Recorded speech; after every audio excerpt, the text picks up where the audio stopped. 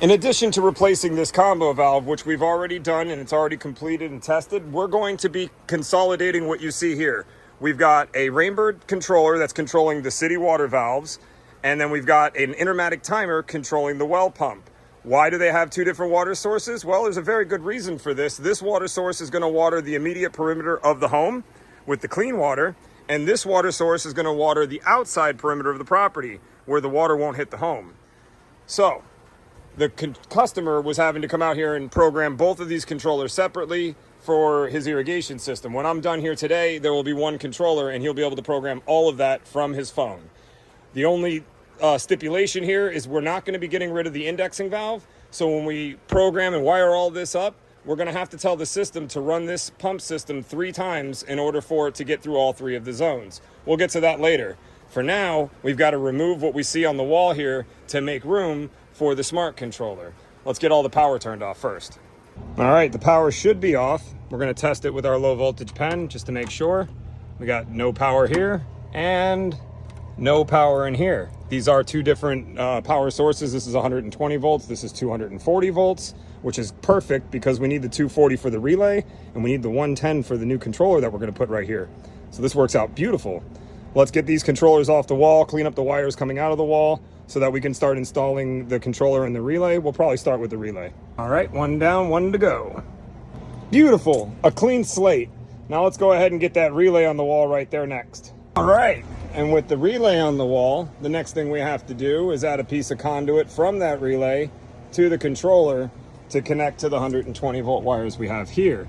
So let's go ahead and get that done. I'm gonna have to pull the whip off of this controller because Hunter Industries does sell all of these controllers with a whip on it, because in a lot of other markets, you would just plug this in.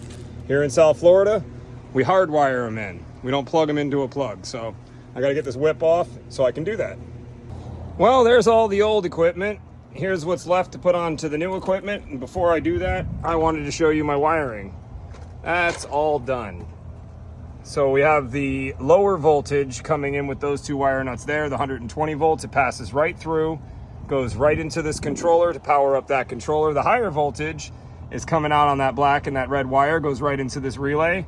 And then I don't know why, but somebody used a couple of green wires that came out of this whip here to this pump to turn on the pump. And over here we have a pump start relay wire, which is that green wire coming from the pump start relay, which will act as zone 3 when we get into the programming of this to control that indexing valve.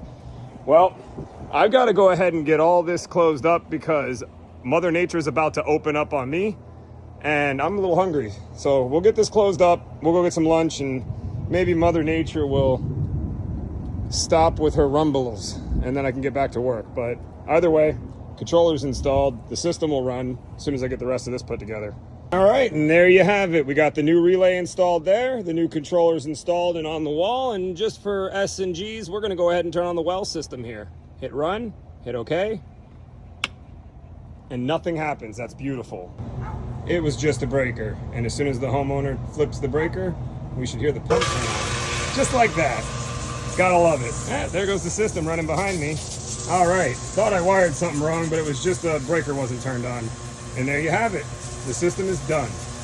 On to the next one.